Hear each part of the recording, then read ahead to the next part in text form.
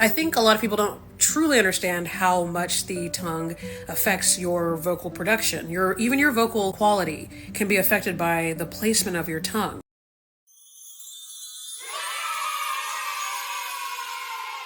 Hello, it's your friendly neighborhood voice teacher, vocal consultant, and vocal coach. Oh, I did it in the wrong. I'll get it someday. Onyie! Welcome, everyone. I just wanted to come on and give another really quick vocal tip, and this is yet another random one. The tip I want to share with you all is to do with the tongue, and this particular tip with the tongue is to do with the placement, because I think a lot of people don't truly understand how much the tongue affects your vocal production. Even your vocal quality can be affected by the placement of your tongue. It can also create tension. When we have the tongue getting in the way, it's usually likely because of tension of some kind. The more we're aware of the tongue placement, the more likely you're going to make good decisions and make singing easier, safer, better for yourself. Let me just show you. I'm going to just sing ha, but I'm going to sing it with my tongue in different places. And I want you to hear how dramatically different the voice is simply by the placement of the tongue. The good and basic placement for the tongue is letting her sleep in her bed. Okay. The tongue just touching the back of your bottom teeth and resting in her bed. And all your vowels should live there. And so we're going to do ha, or I'm going to do, see the teacher in me. I'm going to do ha with the tongue down there like it's supposed to be. Ha, going for that ha, ha, moving the tongue. Ha, ha, ha, ha.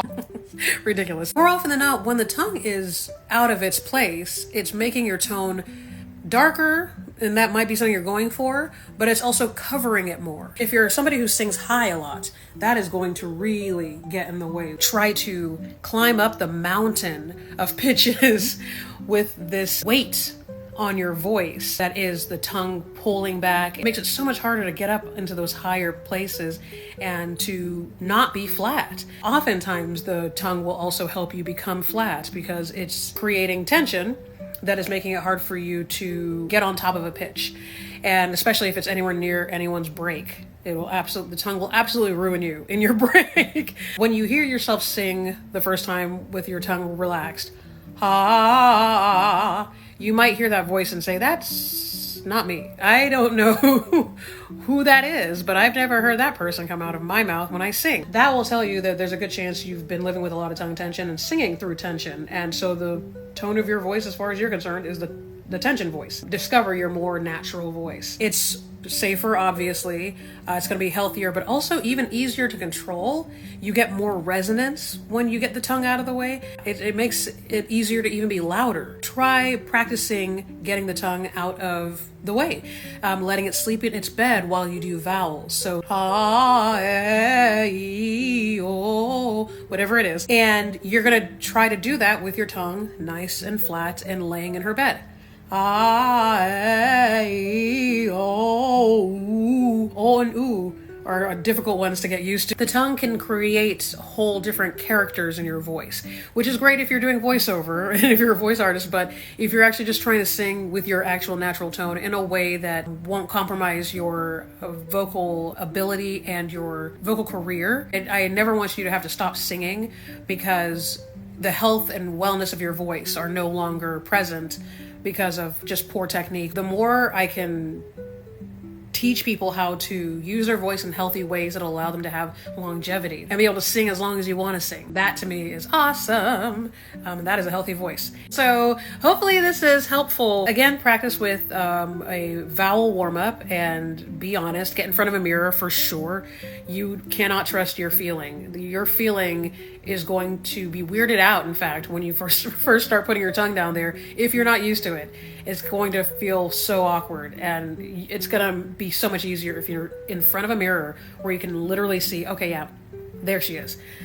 This does not feel right. It'll help start to get you to understand what it feels like to sing without that tension, because when we have it, it becomes how we sing. And so when it's removed, it feels wrong, even though it is so right. I didn't know anything about tongue tension and tongue placement and all those things. Even my freshman year of college, I was an opera major.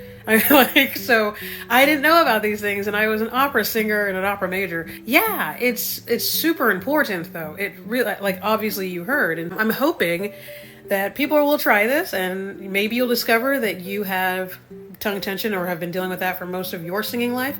And so now you get to experiment and play and practice with this new vocal quality and see if there are things that you struggle with that maybe you don't struggle with as much when you're checking your tongue. Yeah, I think that's it. So let me know if you guys have any other tips you're interested in, any other questions, especially if this has been helpful, please let me know.